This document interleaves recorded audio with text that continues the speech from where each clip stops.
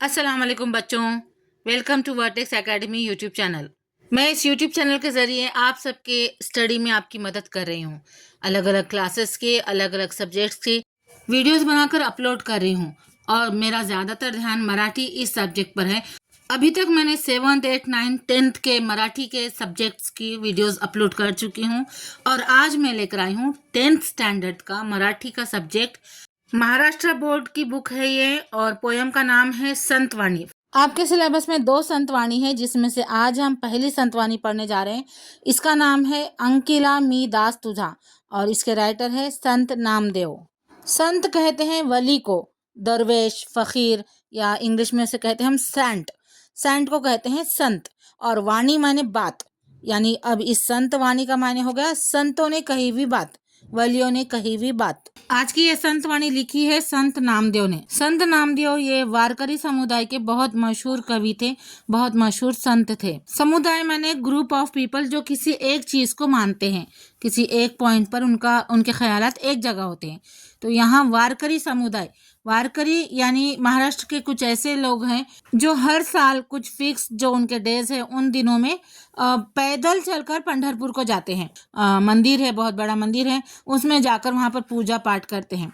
लेकिन ये अपने गांव से पैदल जाते हैं, हर जगह से जहाँ पर भी होंगे। कोल्हापुर के अगर कुछ लोग हैं वारकरी समुदाय के, तो वो कोल्हापुर से पंढरपुर को पैदल जाते हैं, औरंगाबाद से पंढरपुर को पैदल जाते हैं, बीड़, परभनी, लातूर, जहाँ से भी वारकरी समुदाय के लोग हैं वो पैदल जाते हैं और पंढरपुर में जाकर पूजा पाठ करते हैं। तो उसी समुदाय के हैं ये नामदेव, संत नामदेव। इन्होंने बहुत सारे अभंग लिखे हैं। अब अभंग माने पोयम का एक सेक्शन है, जैसे हमारे उर्दू में होते हैं गज़ल, रुबाई, नज़म, तो इसी तरीके से एक है अभंग। मराठी में है ये, या इसे संस्कृत में भी बोलते हैं अभंग। तो जो ये सेक्शन है पोयम का, उसमें भगवान के बारे में बातचीत की जाती है, भगवान के बारे में बताया जाता है या भगवान से कुछ चीज़ें मांगी जाती है, दुआ जैसे, तो भगवान से दुआ की जाती है। तो संत नामदेव के जो अभंग है, बहुत सारे उन्होंने अभंग लिखे हैं, बहुत फेमस उनके अभंग है। उसी में से एक अभंग आज हम पढ़ने जा रहे हैं, ये जिसका नाम है अंकिला मी दास तुझा। अंकिला मैंने आजिज, दास मैंने तेरा सर्वेंट, तेरा नौकर, तेरा गुलाम। अग्नि माझी पड़े बाळू, माता धावे कनवाळू। अग्नि माझी पड़े बाळू, माता धावे कनवाळू। तैसा धावे माझ्या काजा, अंकिला मी दास तुझा। संतवाणी के इन 2 स्टांजा के वर्ड्स मीनिंग्स आप देखिए, इसे लिख लीजिए और बाय हार्ट लर्न कर दीजिए ताकि आपको हमेशा ये वर्ड याद रहे, अल्फाज माने याद रहे। संत नामदेव के ज़माने में मिट्टी के चूल्हे होते थे, हर घर में चूल्हा होता था। आजकल जैसा गैस होता है, पहले गैस नहीं था, चूल्हे ही जलाए जाते थे। गैस के लिए हम किचन टेबल का इस्तेमाल करते हैं, लेकिन चूल्हे ज़मीन पर बनाए जाते थे और ज़मीन पर ही खाना पकता था। जिनके घरों में छोटे बच्चे होते थे, शरारती बच्चे होते थे, तो वो बच्चे आमतौर पर माँ की नज़र बचाकर चूल्हे की तरफ चले जाते और हादसे के शिकार हो जाते थे। ऐसे वक्त माँ बेचैन होकर लम्हे भर की भी देरी किए बगैर बच्चे के पास आती और बच्चे को आग से दूर ले जाती। संत नामदेव को माँ का तड़पना और तड़प कर बच्चे की तरफ दौड़ना ये बहुत पसंद आया और उन्होंने इसी एक्शन को, माँ के इसी एक्शन को भगवान से कुछ मांगने के लिए इस्तेमाल किया। संत नामदेव कहते हैं कि अगर बच्चा आग में गिरता नजर आए किसी माँ को, तो माँ जैसे फौरन अपने बच्चे को आग में गिरने से बचाने के लिए दौड़ती है, तड़पती है, वैसे ही ऐ मेरे परवरदिगार, तू भी मेरे मुश्किल वक्त में मेरी तरफ आ, मेरी मदद के लिए आ। मैं तेरा आजिज बंदा हूँ, मैं दुआ के सिवा कुछ नहीं कर सकता हूँ, मैं लाचार हूँ, बेसहारा हूँ, मुझे तो सिर्फ तेरा ही सहारा है, मैं सिर्फ तुझी से मांग सकता हूँ, मेरी मदद करने वाला सिर्फ और सिर्फ तू ही है, इसलिए तू मेरी तरफ आ। माँ की तरह तड़प कर तू मेरी तरफ आ, मेरी तकलीफों की तड़प तू महसूस कर और मेरी तरफ दौड़ कर आ। इस सारी पोयम में संत नामदेव ने अलग अलग मिसालों का इस्तेमाल किया है भगवान को अपनी तरफ बुलाने के लिए, अपनी तकलीफों में मदद के लिए बुलाने के लिए। जैसा इस फर्स्ट स्टांजा में संत नामदेव ने माँ और बच्चे का इस्तेमाल किया है, उसी तरह दूसरे स्टांजा में कुछ और इस्तेमाल किया है, लेकिन उनका मकसद सिर्फ यही है, तैसा धावे माझ्या काजा, अंकिला मी दास तुझा। यानी यानी जो भी मिसाल उन्होंने दी है, वैसा तू मेरी तरफ भाग, मेरे काम के लिए भाग, मेरी तकलीफों के लिए भाग।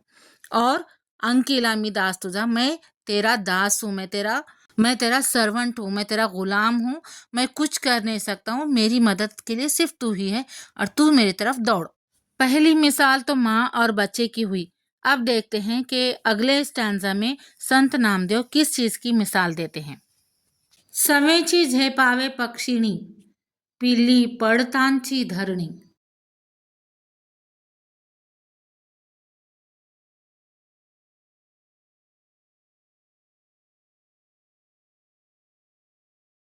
यहाँ इस स्टैंजा में संत नामदेव कह रहे हैं कि परिंदों की माँ छोटे छोटे परिंदों को घोंसले में छोड़कर दाना लाने के लिए उड़ जाती है, लेकिन वो कितना भी दूर क्यों ना उड़े, उसका ध्यान अपने बच्चों पर इस कदर होता है कि अगर उसका कोई बच्चा घोंसले से गिरने लगे तो माँ लम्हे भर की भी देरी किए बगैर बच्चे की तरफ उड़ती है और बच्चे को जमीन पर गिरने से पहले पकड़ लेती है। यहाँ संत नामदेव ने दो मिसालें दी हैं।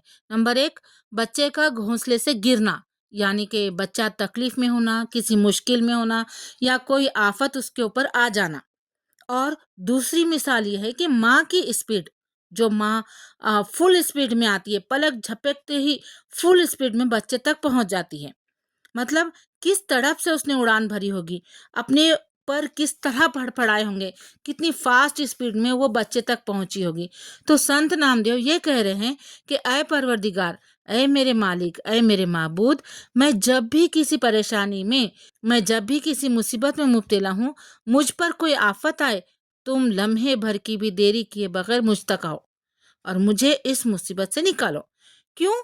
क्योंकि मैं तेरा बंदा हूँ, तेरी इबादत करता हूँ, मुझे सिर्फ तेरा ही सहारा है।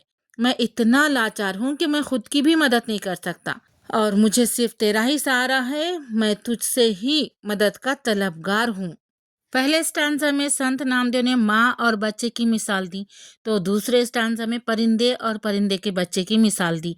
तो चलिए अब देखते हैं अगले स्टैंजा में संत नामदेव किसकी मिसाल देकर अपने भगवान को अपनी तरफ बुलाते हैं। भूकेले वत्सरावे, धेनु हुम्बरत धावे।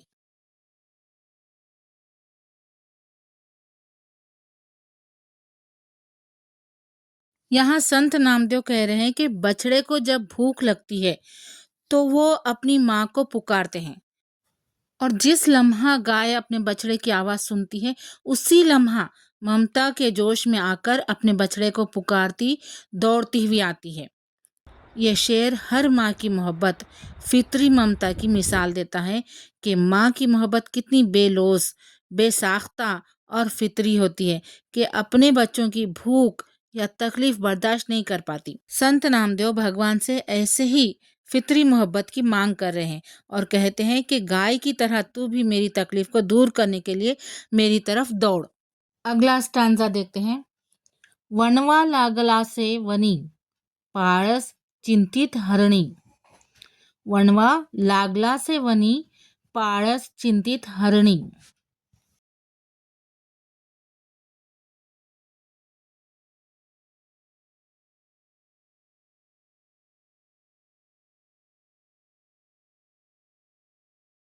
इस शेर में संत नामदेव कह रहे हैं कि जब जंगल में आग लगती है तो हरण अपने आप को बचाने की जगह अपने बच्चे की जान की फिक्र करने लगती है। जंगल की आग कोई मामूली आग नहीं होती। जंगल में आग लगते ही सारे के सारे जानवर अपनी जान बचाकर जिधर रास्ता मिले उधर भागने लगते हैं, लेकिन सिर्फ एक माँ ही है जो अपनी जान का खतरा भूल जाती है और अपने बच्चे के लिए परेशान होती है, क्योंकि बच्चा इतनी स्पीड से भाग नहीं सकता ना। और आग किसी भी वक्त बड़े से बड़े जानवर को भी जला सकती है, इतनी बड़ी आग होती है वो। इसलिए माँ को बच्चे की फिक्र लगती है। यहाँ संत नामदेव कह रहे हैं कि तू भी मेरी फिक्र कर, बिल्कुल वैसे ही जैसे हरण कर रहा है अपने बच्चे की फिक्र। मैं भी तकलीफों में फंसा हुआ हूँ, जैसे बच्चा आग में फंसा हुआ है, वैसे ही मैं भी तकलीफों में फंसा हुआ हूँ और तू मेरी फिक्र कर। लास्ट स्टैंजा देखिए। नामा म्हणे मेघा जैसा, विनवितो चातक तैसा। नामा म्हणे मेघा जैसा, विनवितो चातक तैसा।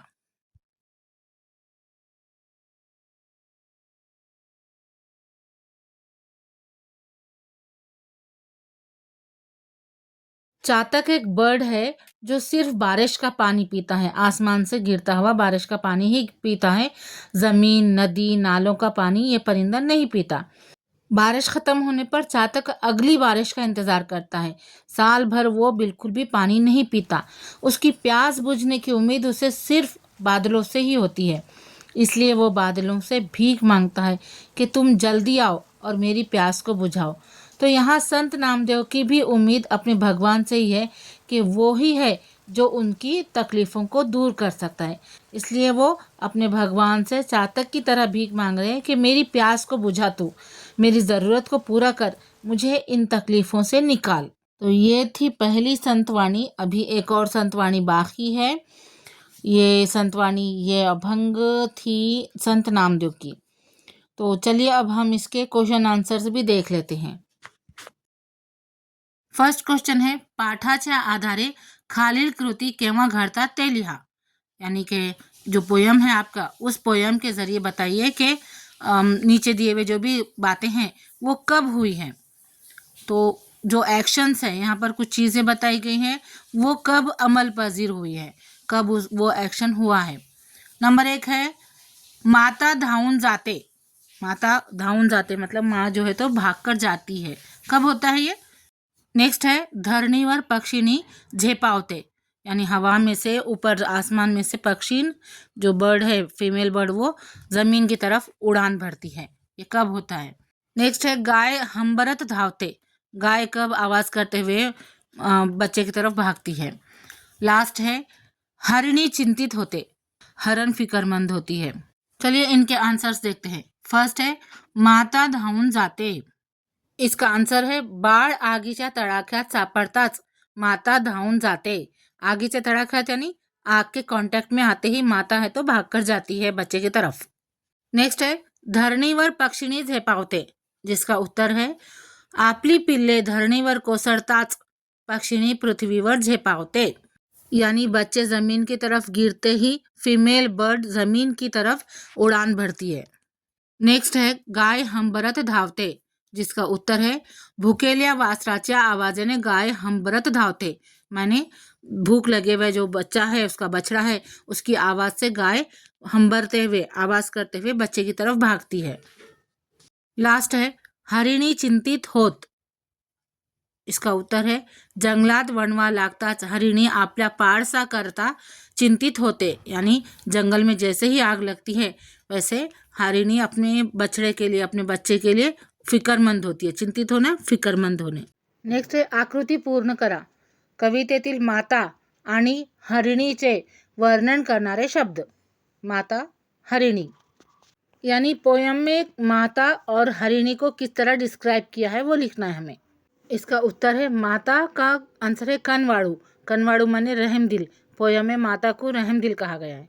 और हरिणी चिंतित है, बच्चे के लिए फिक्रमंद है, इसलिए हरिणी का आएगा उत्तर चिंतित। नेक्स्ट क्वेश्चन है, कौन ते लिहा। कौन है वो लिखो। परमेश्वराचे दास। परमेश्वर का दास कौन है। और मेघाला विनवणी करणारा। आंसर है, परमेश्वराचे दास है संत नामदेव और मेघाला विनवणी करनारा चातक। इसके बाद के क्वेश्चंस और उसके आंसर्स बहुत बड़े हैं, इसलिए मैं यहाँ लिख दे रही हूँ। आप इसका स्क्रीनशॉट निकाल दीजिए और अपने बुक में लिखिएगा।